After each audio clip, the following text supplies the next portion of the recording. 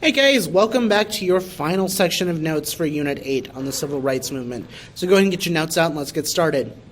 So in the summer of 1963, 250,000 people gathered in Washington, D.C. They gathered at the Washington Monument and marched to the Lincoln Memorial. They demanded the immediate passage of Kennedy's proposed Civil Rights Bill. It's here MLK gave his famous I Have a Dream speech. And this quote I actually am going to read. I have a dream that one day this nation will rise up and live out the true meaning of its creed. We hold these truths to be self-evident, that all men are created equal. I have a dream that my 4 little children will one day live in a nation where they will not be judged by the color of their skin, but by the content of their character. I have a dream that one day the state of Alabama will be transformed into a situation where little black boys and black girls will be able to join hands with little white boys and white girls and walk together as sisters and brothers. Now, 2 months after the March on Washington in 1963, JFK was assassinated and killed in Dallas, Texas. We've talked about this previously.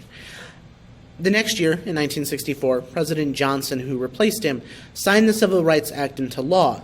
This prohibited discrimination because of race, religion, national origin, and gender, and it gave all citizens the right to enter public facilities.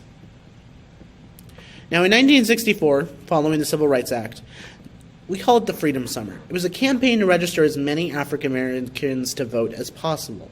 It was centered in Mississippi and led by volunteer white college students.